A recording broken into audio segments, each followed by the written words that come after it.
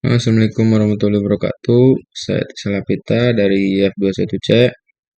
Saya akan menjelaskan tentang penjelasan ERD. Penjelasan ERD. ERD Equality Relationship Diagram adalah diagram yang digunakan untuk perancangan suatu database dan menunjukkan relasi ama objek atau entitas bersedia atribut-atribut secara detail. Dalam ERD ada 3 bagian. Entitas dapat berupa berwujud seperti produk, tidak berwujud seperti tingkat keterampilan, satu peristiwa seperti melamar pekerjaan. Atribut adalah informasi spesifik yang membantu menjelaskan,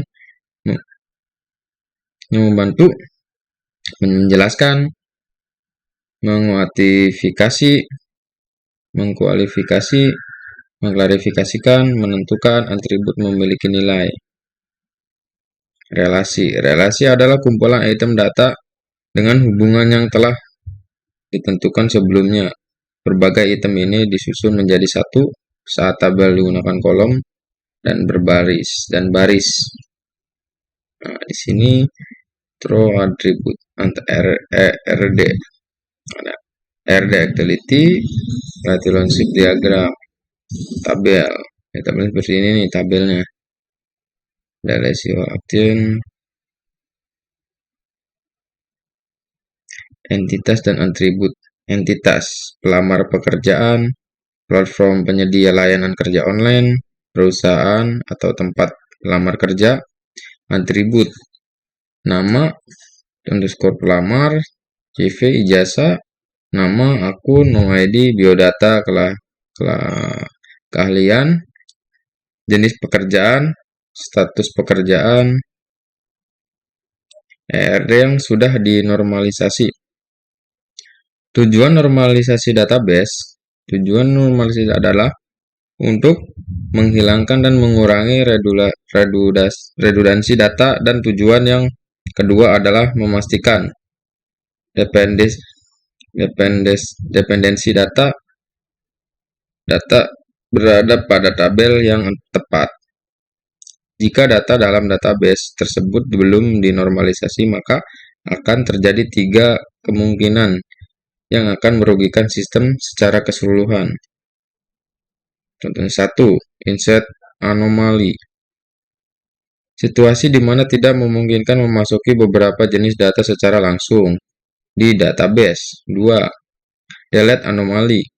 Penghapusan data yang tidak sesuai dengan yang diharapkan, artinya data yang harusnya tidak terhapus mungkin ikut terhapus. 3. Update anomaly. Situasi di mana nilai yang diubah menyebabkan inkonsistensi database, dalam artian data yang diubah tidak sesuai dengan yang diperintahkan atau yang diinginkan. Tahapan normalisasi database. Bentuk tidak normal. Unormalized merupakan kumpulan data yang direkam tidak ada harusan dengan mengikuti suatu format tertentu. Pada bentuk tidak normal terdapat reprinting group, pengulangan grup, sehingga pada kondisi ini data menjadi permasalahan dalam melakukan manipulasi data (insert, update, dan delete). Untuk bisa disebut anomali. 2. INF atau freeze normal form. 1 NF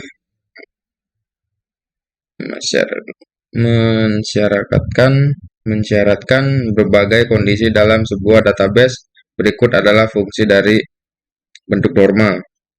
Pertama, ini menghilangkan duplikasi kolom dari tabel yang sama buat tabel terpisah untuk masing-masing kelompok data terkait, dan mengidentifikasikan setiap baris dengan kolom yang unik (primary key). Pada intinya, bentuk normalisasi 1NF ini mengelompokkan beberapa tipe dan kelompok data yang sejenis agar dapat dipisahkan sehingga anomali data dapat diatasi. 3. 2NF. Syarat untuk melaksanakan normalisasi bentuk kedua ini adalah telah dibentuk dalam 1NF. Berikut adalah beberapa fungsi normalisasi 2NF. 1. Menghapus beberapa subjen data yang pada tabel dan menempatkan mereka pada tabel terpisah. 2. Menciptakan hubungan antara tabel baru dan tabel lama dengan menciptakan foreign key. 3. Tidak ada atribut dalam tabel yang secara fungsional bergantung pada kedudukan tabel yang tersebut berbentuk normal. Kedua, dengan melakukan dekomposisi tabel di atas menjadi beberapa tabel yang mencari kunci primer dari tiap-tiap tabel atribut, dan atribut kunci haruslah unik. 4. 3NF. Pada 3NF tidak diperkenankan adanya vital transitive dependency.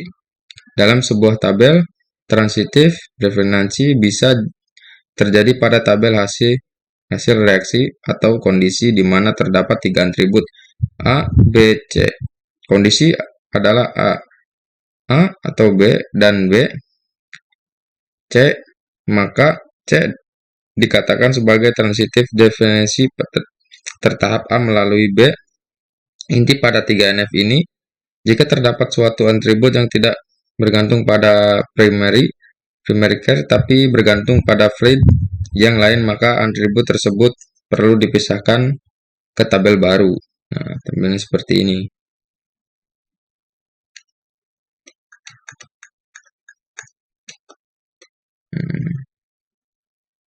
Nah, ini masuk perubahan RD ke dalam bentuk SKL. Setiap entitas akan diimplementasikan ke dalam bentuk sebagai sebuah tabel.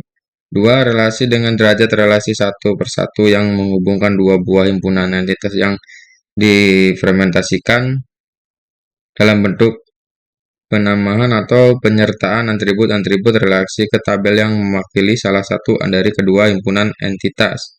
3. Relasi dengan derajat relasi 1 min n yang menghubungkan dua buah himpunan entitas juga akan difermentasikan dalam bentuk pemberian atau pencantuman atribut key dari himpunan entitas berderajat 1 ke tabel yang mewakili himpunan entitas berderajat n. Atribut key dari himpunan entitas berderajat 1 menjadi atribut tahapan berbagai himpunan entitas berderajat n. 4.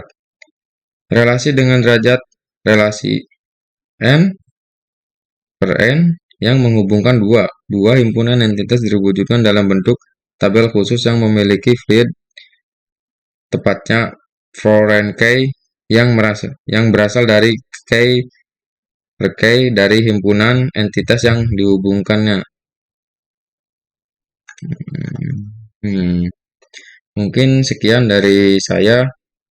Bila ada kekurang puasan, mohon maaf. Assalamualaikum warahmatullahi wabarakatuh.